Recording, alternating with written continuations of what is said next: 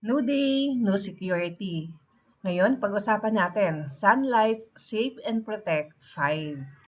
Kung ikaw ay 46 to 50 years old, para sa iyo ang plan na to. Tandaan lang ang 10, 20, 5, and 100.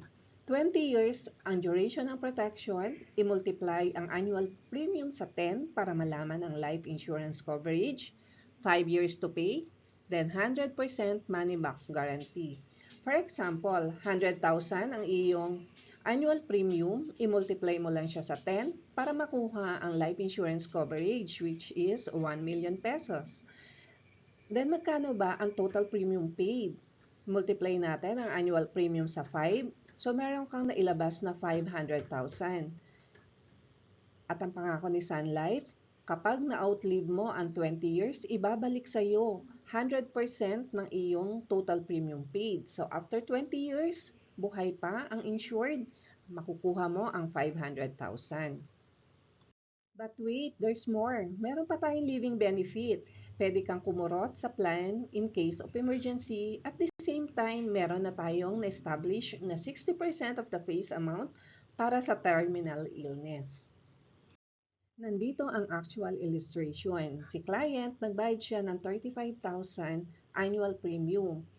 Sabi ni Sun Life, ang pangako niya, ibibigay niya 10 times ng annual premium bilang insurance coverage. So kunin ng calculator, 35,000 times 10, kaya meron siyang guaranteed death benefit na 350,000. Ito ay para sa kanyang chosen beneficiaries. Then 5 years to pay. Kaya kung mapapansin mo, on the 5th year, total payment made is 175,000. On the 6th year, hindi na siya nagbabago up to 20th year. Then pwede ka rin kumuha ng pera dito in case of emergency. Dito natin siya kukuhanin sa guaranteed cash value. So guaranteed, nakita naman natin na on the certain year, policy year, ito na yung makukuha mo from Sun Life as your emergency money. And not only that, meron ka rin na-establish na 60% of the face amount bilang iyong terminal illness medical allowance.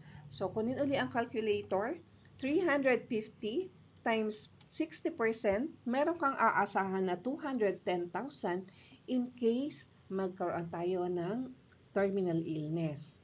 At ang pangako uli ni Sun Life, ibabalik niya ang 100% ng total payment made after 20 years. So since 175,000 ang naibayad mo for 5 years, ibabalik to ni Sun Life if you outlive the duration of the plan. Just imagine, on the first year, nagbayad ka lang ng 35,000. How do you feel na ang pangakong proteksyon na maibibigay mo sa pamilya mo in case something happens, 350,000. And not only that, 5 years ka lang nagbayad, pero ang protection mo up to 20 years. Just imagine that. Hindi mo siya kailangan for 20 years, pero ibibigay sa iyo ang protection for 20 years.